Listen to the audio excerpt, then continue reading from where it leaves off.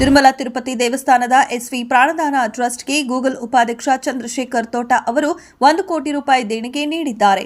ತಿರುಮಲದಲ್ಲಿ TTD ಅಧ್ಯಕ್ಷ B R Naidu ಅವರಿಗೆ Chandrashekhar check ಅನ್ನು ಹಸ್ತಾಂತರಿಸಿದರು ಎಂದು ದೇವಾಲಯ ಸಮಿತಿಯಿಂದ ಮಾಹಿತಿ ನೀಡಲಾಗಿದೆ. ಚಂದ್ರಶೇಖರ್ ತೋಟ ತಿರುಮಲ ತಿರುಪತಿ ದೇವಸ್ಥಾನಕ್ಕೆ ದರ್ಶನಕ್ಕಾಗಿ ಹಲವಾರು ಬಾರಿ ಭೇಟಿ ನೀಡಿದ್ದಾರೆ.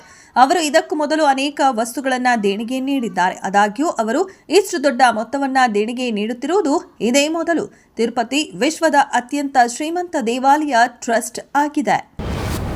ಈ ವರ್ಷದ ಅಂತ್ಯದ ವೇಳೆಗೆ ರಾಜ್ಯ ಸರ್ಕಾರದಲ್ಲಿ ಸಣ್ಣ ಪುಟ್ಟ ಬದಲಾವಣೆಗಳಾಗುವ ಸಾಧ್ಯತೆ ಇದೆ ಎಂದು ಲೋಕೋಪಯೋಗಿ ಇಲಾಖೆ ಸಚಿವ ಸತೀಶ್ ಜಾರಕಿಹೊಳಿ ಅವರು ಗುರುವಾರ ಹೇಳಿದ್ದಾರೆ. ಆದರೆ ಯಾವುದೇ ಸಂಪುಟ ಪುನರ್ರಚನೆಯಂತಹ ದೊಡ್ಡ ಬದಲಾವಣೆಯನ್ನ ತಳ್ಳಿಹಾಕಿದ್ದಾರೆ. ನಾನು ಕೆಪಿಸಿಸಿ ಅಧ್ಯಕ್ಷನಾಗಲು ಯಾವುದೇ ಪ್ರಯತ್ನ ಮಾಡಿಲ್ಲ. ನಾನು ಪ್ರಯತ್ನಿಸಿದರೆ ಅದನ್ನು ಮತ್ತಷ್ಟು ಮುಂದುವರೆಸುತ್ತಿದ್ದೆ. ನನ್ನ ಪ್ರಸ್ತುತ ಸ್ಥಾನದಿಂದ ನಾನು ತೃಪ್ತನಾಗಿದ್ದೇನೆ. ನಿಮ್ಮೆಲ್ಲರಿಗೂ ತಿಳಿದಿರುವಂತೆ ನಾನು ಎಲ್ಲಿದ್ದೇನೋ ಅಲ್ಲೇ ಇದ್ದೇನೆ. ನಮ್ಮನ್ನ ಪುಷ್ ಮಾಡೋರು ಇಲ್ವಲ್ಲ ಎಂದು ಮಾರ್ಮಿಕವಾಗಿ ತಿಳಿಸಿದರು. ಅಮೆರಿಕದಿಂದ ಉಡಾವಣೆಯಾಗಿದ್ದ ಆಕ್ಸಿಮೋ 4 ಮಿಷನ್ ಯಶಸ್ವಿಯಾಗಿ ಬಾಹ್ಯಾಕಾಶ ನಿಲ್ದಾಣ ತಲುಪಿದ್ದು ಡಾಕಿಂಗ್ ಪ್ರಕ್ರಿಯೆ ಪೂರ್ಣಗೊಂಡಿದೆ. ಇಸ್ರೋ ಗಗನಯಾತ್ರಿ ಶುಭಾಂಶು ಶುಕ್ಲಾ ಆಕ್ಸಿಮೋ 4 ಮಿಷನ್ ಪೈಲಟ್ ಆಗಿ ಕರ್ತವ್ಯ ನಿರ್ವಹಿಸಿದ್ದಾರೆ.